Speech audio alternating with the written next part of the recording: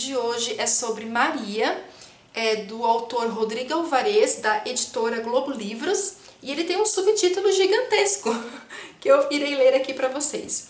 A biografia da mulher que gerou o homem mais importante da história, viveu o inferno, dividiu os cristãos e conquistou meio mundo e é chamada de Mãe de Deus. Esse daqui é o autor, Rodrigo Alvarez, ele é jornalista e ele escreveu alguns outros livros, como Haiti, acho que um outro livro também que agora eu esqueci o nome. E o livro mais famoso dele, que eu tenho aqui, mas não li ainda, que na verdade até é anterior a esse, é Aparecida. Eles têm até o mesmo formato, que também tem um subtítulo gigante. A biografia da santa que perdeu a cabeça, ficou negra, foi roubada, cobiçada pelos políticos e conquistou o Brasil. Esse livro aqui eu não li ainda, mas é um best-seller, ele vendeu muito, vende ainda muito esse livro. E eu assisti algumas entrevistas, né, com ele e achei muito interessante porque ele até menciona que ele nunca pretendeu escrever alguma coisa em relação a escrever livros religiosos, tá? Apesar que esses livros aqui, mesmo você que é ateu e ficar interessado, ok, porque ele não tem uma visão de um religioso. Essa é a questão. E ele comenta que desde criança ele sempre gostou de escrever, porque ele estudou no Colégio Agostinho, no Rio de Janeiro, e os freis, né, eram franciscanos, contavam muitas parábolas e tal, e ele acabou ficando fascinado. E por algum motivo ele foi para a PUC cursar desenho industrial. Ele ficou 2 anos cursando, desistiu porque ele realmente gostava de escrever e continuou na PUC fazendo jornalismo. Hoje ele é correspondente da TV Globo em Jerusalém, porque ele faz toda aquela cobertura, né, das coisas que estão acontecendo lá na Terra Santa, né, aquelas guerras e etc. E ele disse que uma vez, aqui em ele veio em São Paulo, isso antes dele morar lá em Jerusalém, e ele foi para Aparecida do Norte, tá? Ele é de uma família muito católica, ele estudou em colégio católico, ele é católico, e ele foi para Aparecida do Norte e ele ficou muito interessado pela história, né, da santa, que é a padroeira do Brasil. E ele não tinha muitos livros, as coisas que eram escritas, né, faladas sobre a história da Nossa Senhora eram muito vagas, então ele decidiu escrever um livro. Ele ficou 3 anos pesquisando e escreveu esse livro aqui. Aí depois, que eu não li ainda, ok? Pretendo ler só no próximo ano mesmo. E depois que ele, já em Jerusalém, aí ele publicou Maria, né, que é uma biografia de Maria. O que é muito interessante nesse livro? Gente, essa resenha vai ficar longa, porque, nossa, é muita coisa para falar. O que tem de interessante nesse livro? Apesar dele ser religioso, o que ele colocou aqui é uma biografia, mas que tipo de biografia? É com todas as visões diferentes, tanto históricas, como lendas, como visões, descritas de diversas formas. Então ele coloca tudo isso aqui no livro. Então ele não escreve com a visão de um religioso, mas sim de um historiador, de um pesquisador. Eu não sou cristã, eu sou pagã, totalmente o oposto, e posso dizer para vocês que realmente você não tem uma visão de um religioso aqui. Ele realmente se focou na questão histórica mesmo sobre Maria. Tudo que já se ouviu, tudo que tem de artefatos arqueológicos, de tudo que vocês possam imaginar, ele colocou no livro. Então, sobre a virgindade de Maria, tem 300 histórias sobre a virgindade de Maria aqui nesse livro. Qual que é certa? Ninguém sabe. Ele não conclui absolutamente nada. Se ele não conclui, é que ele deixa muito claro, eu não tenho como concluir. Então, você, leitor, também não tem, né, que tirar nenhuma conclusão, porque não se sabe e nunca irão saber, gente. É muito, né? Porque assim, né, gente, é uma história de 2000 anos e tal, então é complicado. Mas, assim, eu adorei a escrita dele, por isso que eu acabei comprando aquele outro livro, que eu fiquei bem curiosa. E, gente, que livro interessante. E eu só quero dar um recado, né, pra vocês. Eu sei que muitos de vocês pediram a resenha porque ficaram curiosos e tal. Só que assim, gente, ele é um livro é um tema religioso, certo? Apesar de não ser uma visão religiosa, ele é um livro religioso. Então, assim, se você não concorda com as coisas que forem ditas aqui, não precisa me xingar nos comentários, porque eu sei que quando mexe com essa questão de religião é uma coisa meio complicada, né? Eu sei. Mas eu não sou cristã, gente. Eu não sou cristã e adorei o livro, ok? Gosto muito de estudar a história da religião. Pretendo até um dia fazer uma faculdade, não sei se filosofia da religião, história da religião, enfim. Mas eu quero estudar alguma coisa nesse sentido porque eu já estudo isso já há alguns anos, eu gosto, tá?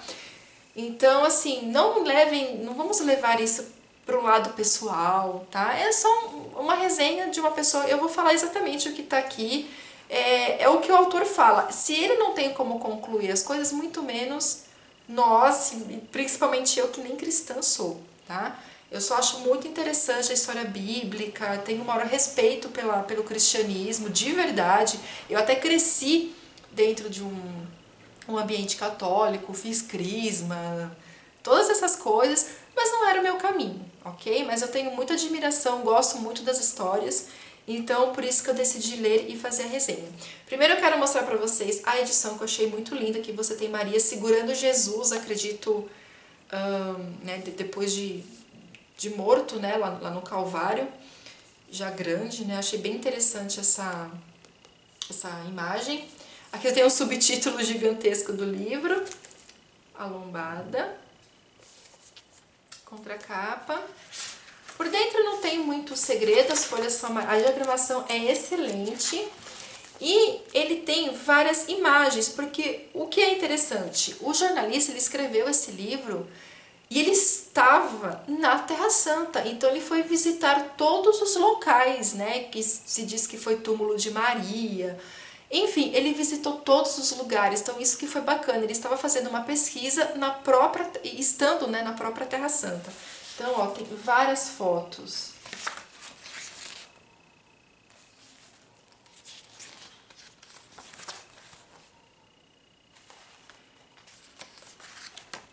Gente, é muito interessante esse livro, muito interessante. Essa foto aqui maravilhosa da deusa Ísis.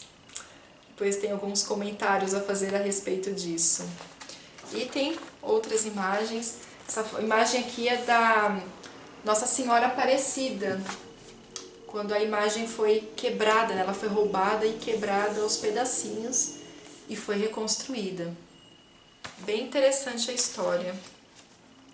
Nossa, quando eu era criança, até os meus 15 anos, todo ano, acho que eu ia umas 2, 3 vezes para Aparecida do Norte, gente, com a minha família aqui, principalmente a minha avó materna, muito católica, ia muito para lá. Então é isso, gente, vamos começar a resenha. É uma resenha complicada porque, gente, é um livro curtinho, mas tem muita informação, muita. E eu não irei focar todas porque não tem tempo para isso. O vídeo já vai ter mais de 2 horas de... Não tem como, tá? Então eu vou focar os pontos principais que eu considero pontos principais no livro, que tem a ver com a história bíblica mesmo, eu vou naqueles pontos chaves que todo mundo geralmente costuma questionar, tá? Mas assim, por que é uma resenha complicada? Porque o livro, ele não tem uma ordem cronológica, tá? Ele começa a falar da cena do Calvário, né, de quando a Maria está presente no Calvário, mas que até ele considera um ponto muito importante para a história da humanidade, não que seja o ponto mais importante para Maria, né, em si, mas do que aquela imagem trouxe para a humanidade. Então eu concordo com ele quando ele fala que ela é a mulher mais influente da história, porque ela está há mais de 2000 anos aí influenciando muitas pessoas e já, né, como ele diz aqui, dividiu cristãos, conquistou o meio mundo, viveu o inferno, realmente. Então ele não tem uma ordem cronológica certinha, tá? Se vocês se interessarem, eu vou falar para vocês o índice, só para vocês terem mais ou menos uma noção do que se trata o livro. Então começa falando sobre a vida de Maria. Então você tem o sacrifício em Jerusalém, o inferno de cada um, os últimos passos de Maria, um poeta, um reverendo, uma freira e sua fantástica visão, que eu vou comentar sobre isso, os manuscritos da infância, a noiva prometida, o profeta e o oráculo, o cumprimento da profecia, os perigos da gravidez, lacunas e contradições, as luzes do parto, Adelfos, o milagre no casamento. Aí depois você tem o Theotokos, a mãe de Deus, eu acho que é assim que se pronuncia, as fogueiras de Nero, em defesa da virgindade, os deuses do imperador, a Virgem Purquéria, muito interessante essa história, Theotokos, Cirilo e a deusa Virgem, que é um capítulo que fala sobre a deusa Ísis, Maria divide a igreja, as batalhas de Éfeso, a teimosia de Eutiques, o Sagrado Coração de Maria, contra os católicos, contra Maria, e depois um terceiro capítulo que é Maria no Mundo. Não estou aqui, eu que sou sua mãe, outras faces de Maria, 18 vezes Lourdes, uma nuvem na copa de azinheira, segredos e profecias e Aparecida no Brasil. Ele tem um capítulo bem curtinho que ele fala sobre a Aparecida. Então, assim, só para vocês terem uma noção de tantas coisas que são abordadas nesse livro pequenininho aqui. Ele disse que foi muito difícil fazer a pesquisa sobre Maria, porque quando você começa a pesquisar, entra muita questão política. Então, ele disse que como historiador, como pesquisador naquele momento, ele falou que foi muito difícil, porque são tantas questões políticas que envolvem essa questão religiosa, que é difícil às vezes saber o que é certo e o que não é, o que é relevante e o que não é. Então ele decidiu colocar tudo no livro, né? Sobre a questão X, existem tantas versões sobre isso, e ele nunca conclui absolutamente nada, tá? Porque na verdade não tem conclusão, né, gente? A gente não tem como saber exatamente quem foi Maria e etc. Em nenhum momento também ele tenta desafiar a fé, mas ele tenta somente explicar um mistério, né? Que esse mistério ele é muito colocado dentro do cristianismo, né? O mistério de Deus, o mistério de Maria, o mistério da fé em si. Então, em nenhum momento ele questiona também essa questão no livro. Então, o livro tem várias referências bibliográficas, tudo onde ele pesquisou, tem muitas referências bíblicas também, ele coloca os versículos, os capítulos, né, enfim, porque tem que ter isso, né, porque ele também leu a Bíblia, né, para poder escrever, né, principalmente o Novo Testamento. Então, ele começou pelo Novo Testamento, ele leu também o livro judaico, ainda mais porque ele estava em Jerusalém, então ele leu também. Os apócrifos, ele também foi atrás dos apócrifos. Por que ele se interessou em escrever sobre Maria? Porque no Novo Testamento você tem apenas 6 falas de Maria. Apenas 6 falas de Maria. Você tem pouquíssimas informações sobre Maria e ela é a mulher mais venerada no mundo, a mulher mais influente no mundo. Óbvio, porque ela deu a luz ao Messias, né? Ela deu a luz a Jesus Cristo. Claro que ela tem todo o mérito, né, de ser cultuada, de ser venerada, mas é uma veneração tão grande, principalmente por parte da Igreja Católica, que ultrapassa toda a realidade possível. E o que eu achei muito interessante é porque, claro, ele conversou com alguns padres, né, com algumas pessoas que são realmente religiosas, e muitos deles, religiosos, como padres e franciscanos, eles têm o costume de ler os apócrifos. Tanto que tem uma coisa muito interessante, porque, para quem não sabe, os apócrifos são livros que foram separados da Bíblia, né, em si, porque eles foram escritos alguns séculos depois, então se aquilo confere ou não, então eles acharam melhor tirar, né, da Bíblia. Muitos foram queimados e etc, mas tem um em específico que é o livro de Tiago, que por mais que a igreja em si não tenha esses apócrifos como sendo seus livros, mas foi dali que a Igreja Católica tirou o nome dos pais de Maria, que é Ana, Santana ou Ana, enfim, e Joaquim. Então, e eles são santos. Existe, né, a questão do dia de São Joaquim, da Santa Ana, e eles são os pais de Maria. Mas em que momento na Bíblia se fala sobre os pais de Maria? Em nenhum momento. Na verdade, você não tem nada da infância de Maria na Bíblia, ou quem foi, o que ela fez também depois da morte de Jesus, ou naquele tem um período, né, da vida de Jesus também que ninguém sabe exatamente o que aconteceu. E de onde tiraram os nomes? Dos apócrifos, que no caso foi no livro de Tiago. Então a igreja só tem essa informação por causa dos apócrifos. Então ele comenta sobre a infância de Maria, que isso tudo está no livro de Tiago, se eu não me engano, nesses apócrifos. Então aqui ele vem falando sobre toda a infância de Maria. A Maria, ela deu à luz a Jesus Cristo, ela tinha em torno de, não se sabe exatamente, mas ela devia ter de 13 a 15 anos de idade. Eles colocam muitos com a idade de 13 anos. Tá? Aqui era uma menina de 13 anos, uma criança, né? Mas naquela época, gente, era normal isso. E aí você tem a história que, vou resumir, gente, muito resumidamente, né? Que que Maria recebe, né? Enfim, ela estava lá com 13 anos. Ela saiu dos pais, os pais dela não podia, a mãe não podia engravidar, ela tinha um problema, então ela já engravidou através da mensagem de um anjo. O anjo disse para Ana que ela iria dar à luz, a mulher queria gerar o Messias, alguma coisa nesse sentido, isso você encontra nos apócrifos. Até que um dia ela recebe a informação de que ela iria se casar, já estava na idade de se casar, e José, né, o pretendido ali, o marido dela seria José. E aí tem toda uma história de como José recebe essa informação, ele viu o Espírito Santo, aquela coisa toda, tinha que ser ele. Só que nos apócrifos ele tem uma coisa muito interessante. José, ele fala o seguinte: eu sou muito velho para essa menina. José, ele já tinha sido casado, ele era viúvo, ele já tinha até netos. José já tinha até netos e de repente ele se vê obrigado a casar com uma criança que tem praticamente a idade dos netos dele. Então isso está nos apócrifos.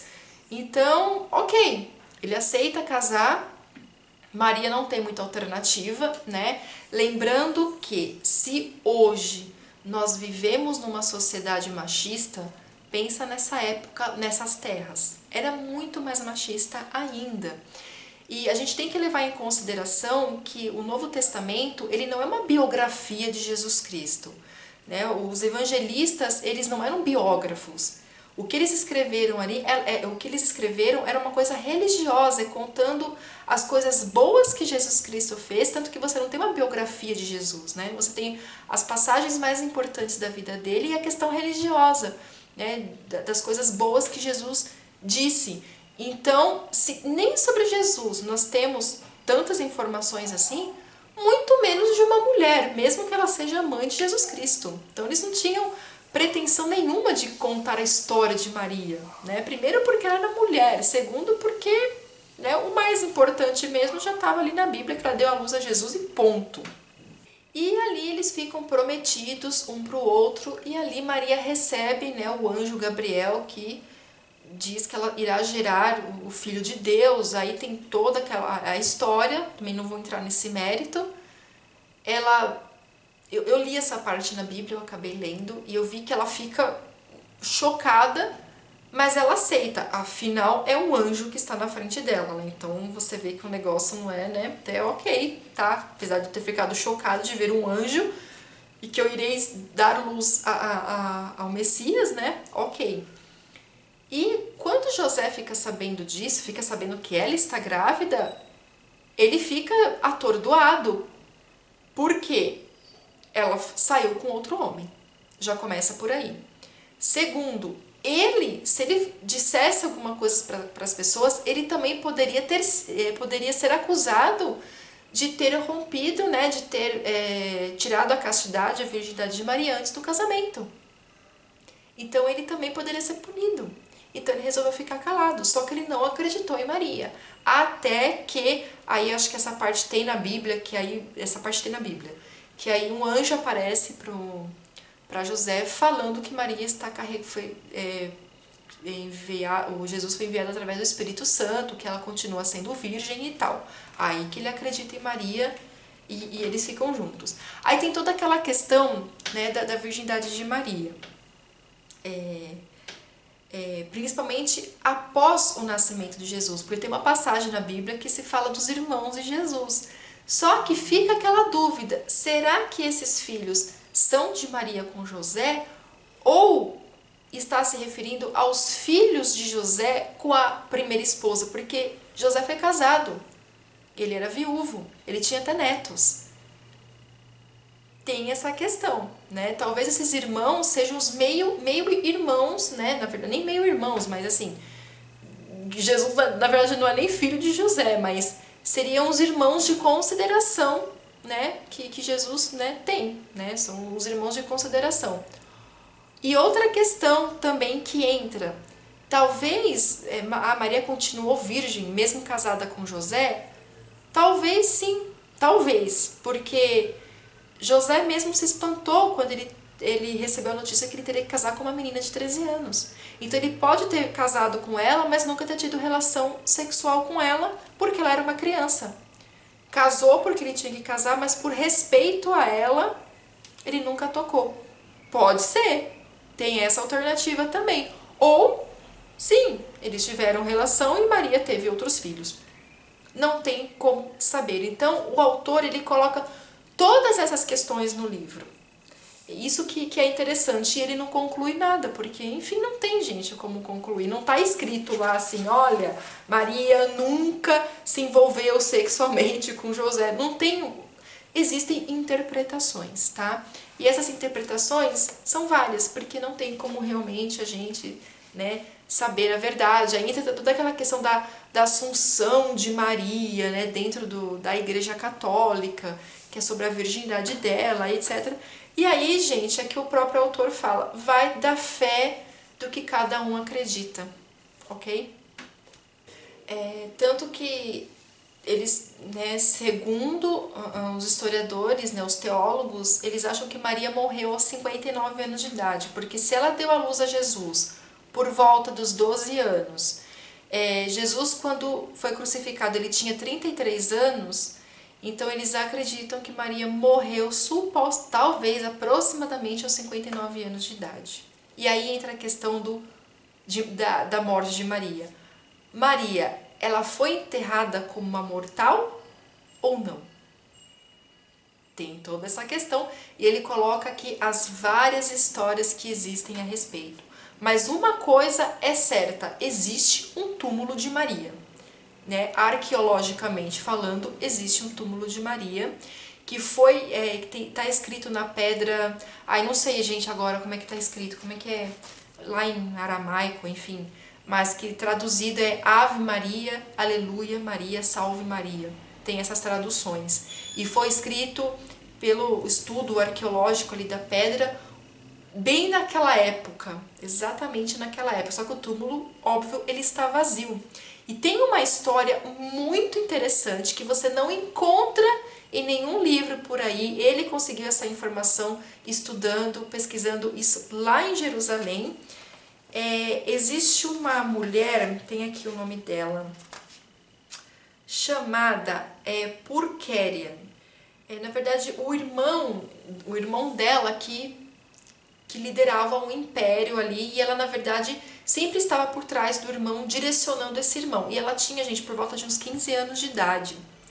E aqui fala, Purkéria não passava dos 15 anos quando resolveu dizer ao mundo inteiro que, a pedido de Deus, havia feito um juramento solene. Ficaria virgem para sempre, assim como também deveriam ficar Arcádia e Marina, suas irmãs mais novas.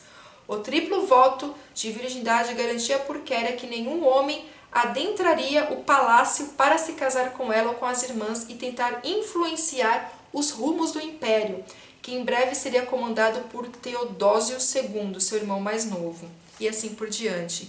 E sabe o que é interessante? Que foi através dela que começou o culto a Maria.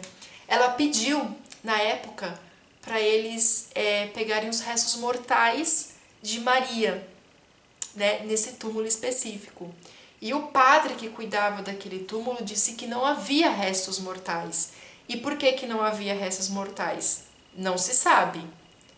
Ou havia realmente restos mortais e eles foram roubados, ou realmente não, porque Maria não foi enterrada como uma mortal. Aí, né, é necessário ler o Apocalipse para vocês entenderem.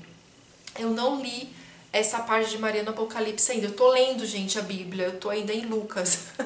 Ainda falta um pouquinho para chegar até o Apocalipse. Eu estou no Novo Testamento, tô lendo, acho que vou começar o quarto ou quinto capítulo de Lucas. Então eu não sei exatamente, mas eu sei que ali fala um pouquinho que ela leva uma facada, eu acho que alguma coisa nesse sentido. E só que existe as vestes de Maria. As vestes de Maria foram enterradas e ele entrega essas vestes para essa, como é que é o nome dela mesmo? Pulquéria. Ele entrega as vestes sagradas para ela, que provavelmente é a última roupa que Maria estava usando. E depois tem falando aqui sobre uma historiadora contemporânea chamada Vasiliki Limberis, que atribuiu a Pulquéria a responsabilidade por ter levado ao público um tipo de devoção que costumava acontecer apenas em caráter privado, nos bastidores da igreja, conforme ela havia aprendido quando menina, transformando a veneração à Virgem numa cerimônia religiosa, cívica e popular. Então teria sido também por causa de Pulquéria que se atribuíram liturgias semanais com procissões, imagens, velas e hinos em homenagem a Maria, como católicos fazem todos os dias pelos 4 cantos do mundo atualmente. Então essa questão de procissão, de velas, da imagem, começou com essa garota de 15 anos, que ela tinha uma devoção gigantesca por Maria. E ela diz ter recebido isso meio que de Deus, tá? Então, se isso é verdade ou não, não se sabe, mas historicamente existe essa questão. E aí tem a questão dos túmulos de Maria, né? Se foi enterrada em Jerusalém, se foi enterrada em Belém, se ela foi enterrada...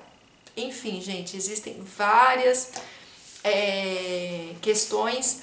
Tem uma questão também de uma freira alemã que em 1850 aproximadamente, não me recordo agora, ela teve uma visão falando onde Maria teria vivido e onde teria o túmulo de Maria. E foram pesquisar, acho que 10 anos depois que ela teve essa visão, ela foi tida meio que como louca, enfim. Mas não acharam, gente, no lugar que ela especificou não tem realmente uma gruta de pedra? Enfim, ele até comenta no livro, é impressionante. Mas se é verdade ou não, vamos respeitar também essa questão.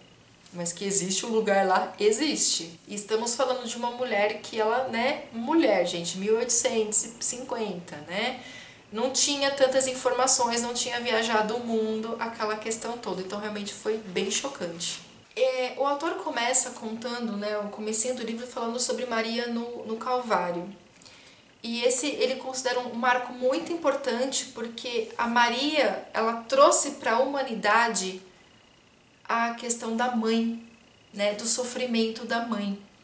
Então ele fala, gente, realmente, quando eu li em Marcos e Mateus essa passagem de Maria, gente, como deve ter sido horrível ver porque é muito triste, né, a crucificação das coisas que Jesus passa, é muito triste, e para uma mãe ver, né, visualizar tudo isso, porque ele comenta que, assim, no Evangelho de João, que eu não li ainda, mas parece que é só nesse Evangelho que narra a Maria ali no Calvário, ao pé da cruz, né, que aí ela conversa com Jesus e tal.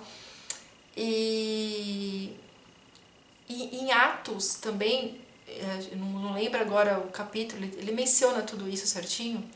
Tem lá uma parte que fala que Maria está presenciando toda a ida de Jesus, né? Porque os outros não comentam, mas ali tem uma menção, né? Que ela acompanha. Então ela viu todo o sofrimento que o filho passou, o filho ser chicoteado, o filho ser crucificado, gente, deve ser uma coisa. Eu assisti aquele filme, como é que chama? A Paixão de Cristo. Eu nunca havia assistido. Assisti esses dias. Gente do céu, chocante. É chocante. E aí é bem real, mas eu já fiquei chocada só de ler mesmo essas passagens na própria Bíblia. E foi nesse momento que a Maria foi humanizada, né? Aquela questão do sofrimento da mãe, o que a mãe teve que aguentar. E o pior, que ela sabia de tudo isso. Que quando Jesus ainda estava no ventre dela, tem uma passagem... Pera aí que agora eu preciso ver essa passagem, que eu não lembro o nome do cara. Pera aí. Eu tenho essa Bíblia aqui, que é a Bíblia pastoral, tá? Que é da Igreja Católica. Que existe uma diferença, né? Não na escrita, mas em relação aos livros. Deixa eu ver onde que eu vi essa passagem agora, que eu não me recordo.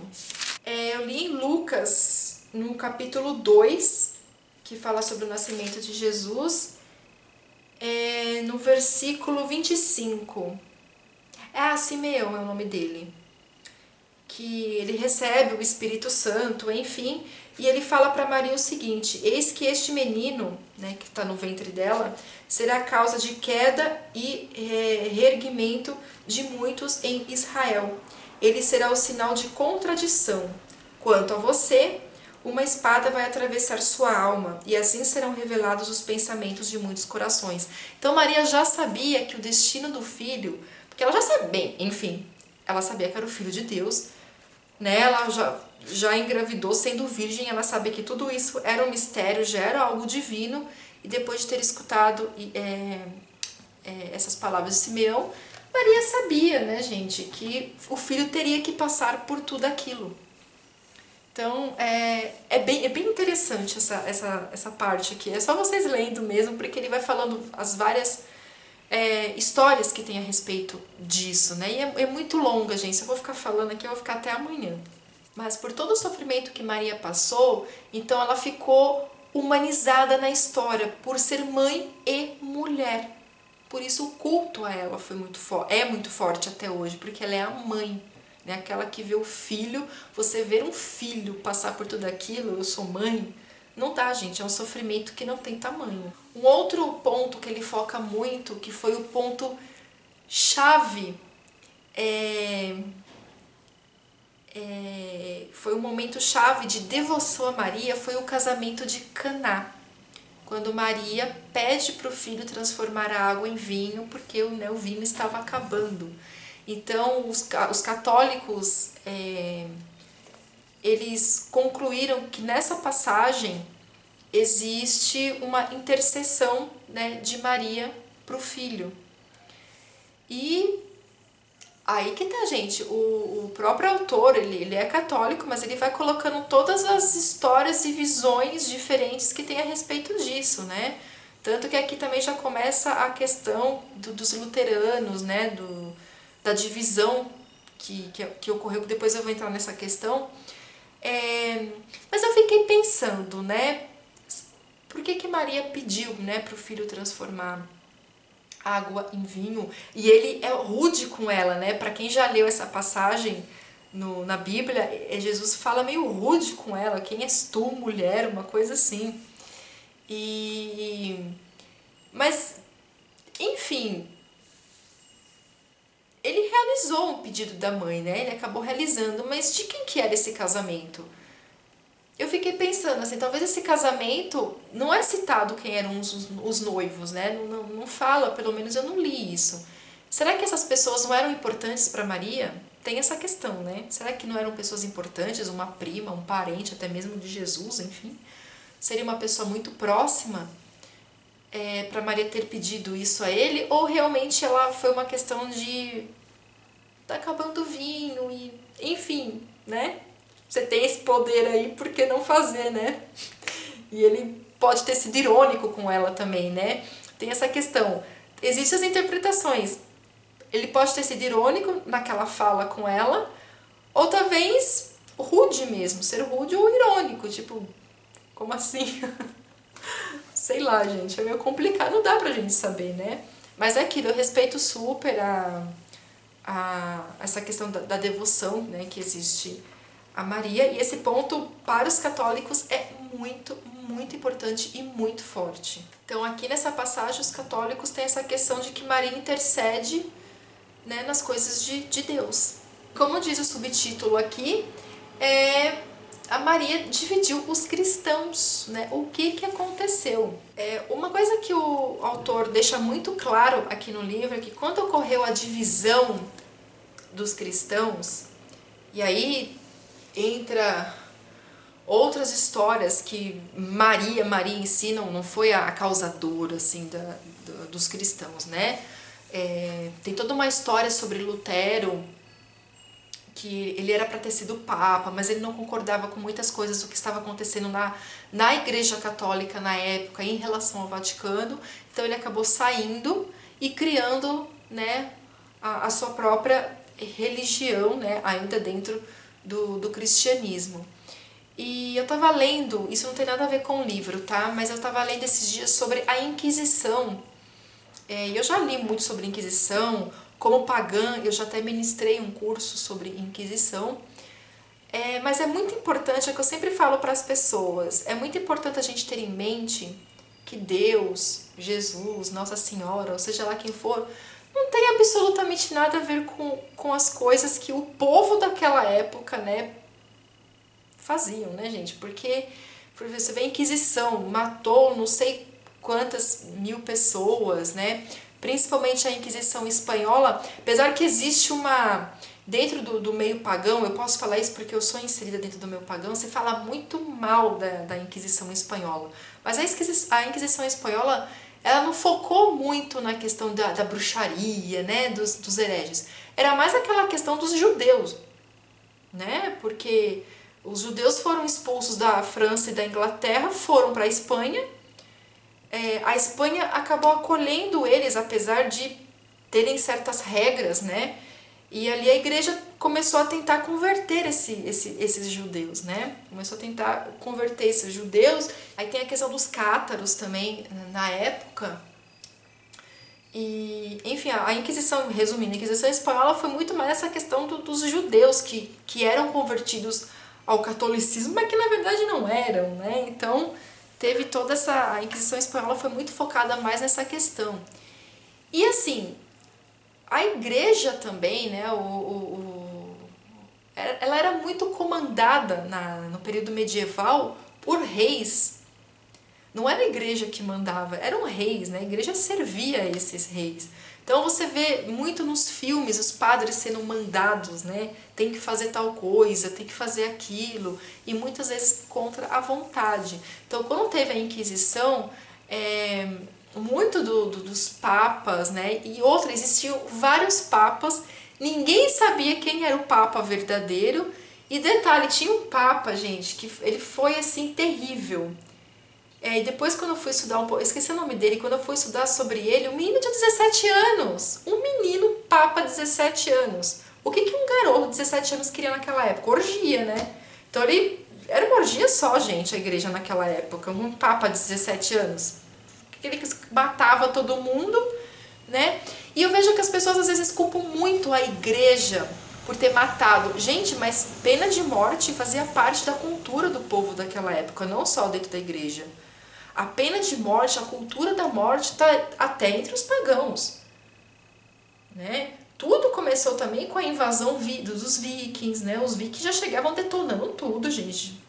Derrubava tudo, matava todo mundo. Não importa se era mulher, se era criança, eles estavam matando. Então era uma cultura de morte, né? Hoje, quando alguém comete um crime, tem toda uma investigação, tem aquela época, gente, você roubou um pão, cortava a tua mão. Era assim que se resolviam as coisas naquela época. Então era um período, gente, de selvagens. Independente de quem era tudo um bando de selvagens. Essa é a minha opinião pessoal, né, a respeito dessas questões. Voltando aqui para Lutero. O autor comenta que Lutero, em nenhum momento, ele atacou Maria. Em nenhum momento ele ataca Maria. Ele apenas acha que o culto a Maria é uma coisa muito, muito forte, sendo que o foco é Jesus Cristo, né? Era Jesus Cristo, é Jesus, né? Até hoje. Mas Lutero, ele até comenta, né, que ele era muito devoto de Maria, tinha um amor muito forte por Maria.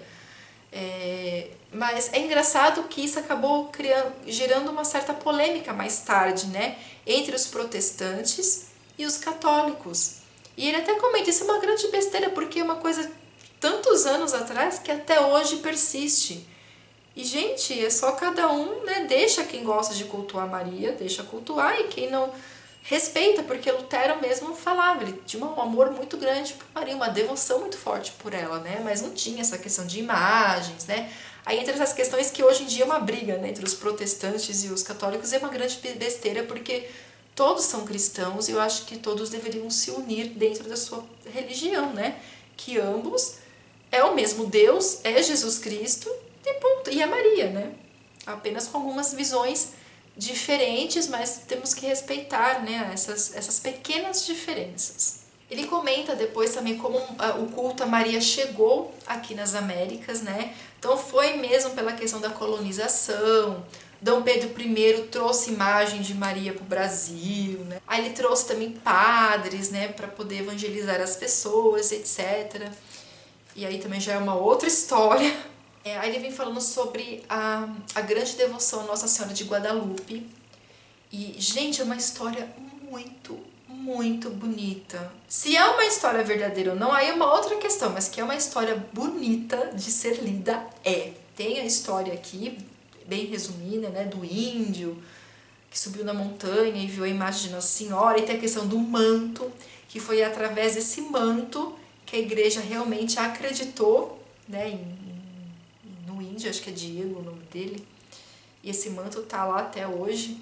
E é uma história muito bonita, assim, realmente uma história linda. E é interessante que lá na página 66, ele fala sobre o livro de Isaías, né, no versículo 14 do capítulo 7, né, que ele anuncia que a chegada do Messias, né, isso lá no Velho Testamento, e isso se prova no Novo Testamento. Então tem um trecho aqui, ó. E no momento em que o anjo chegar para comunicar a novidade à moça de Nazaré, será como se o mesmo Deus que 7 séculos antes falara pela boca do profeta estivesse falando pela boca de um anjo.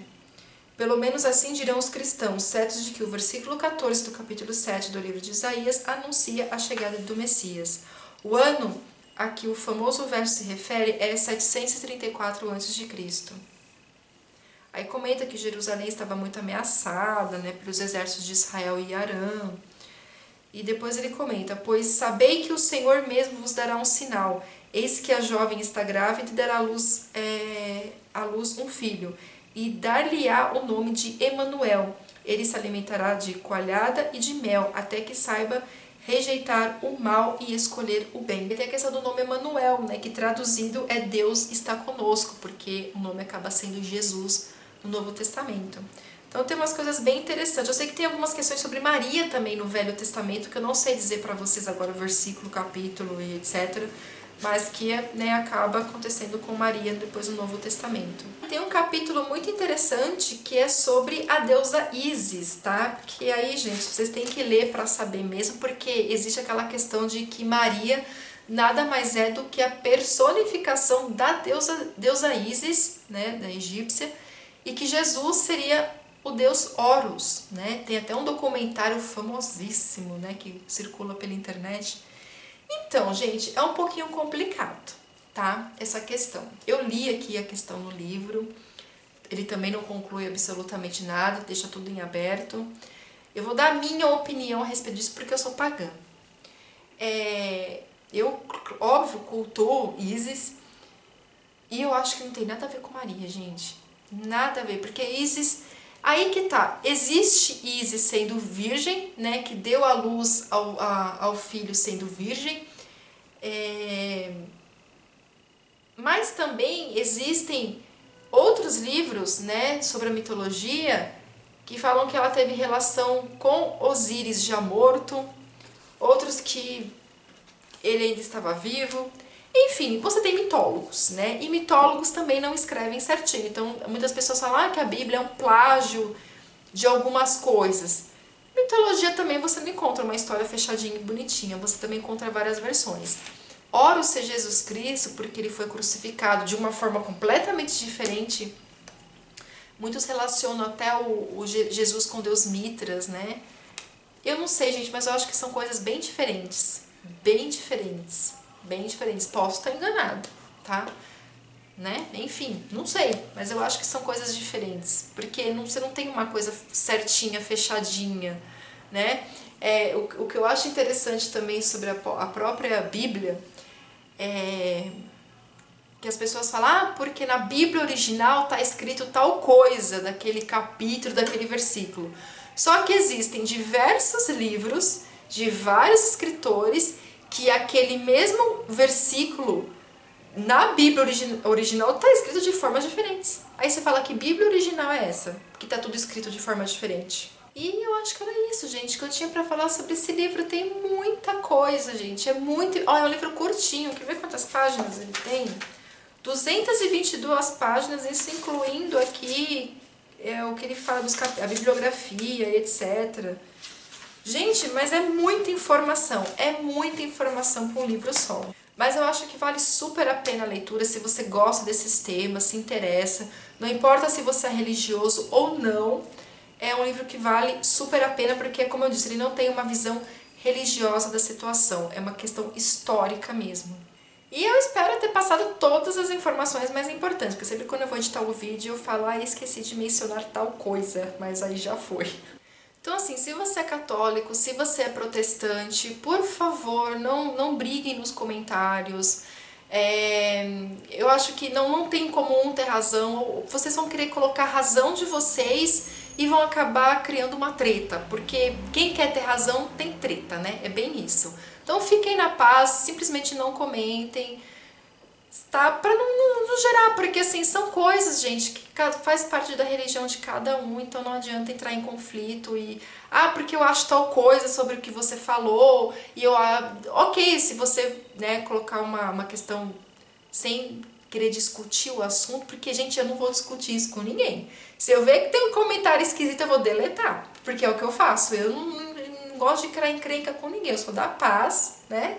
É o que eu falo, se você quer razão, tu vai ter treta. Então é melhor, né?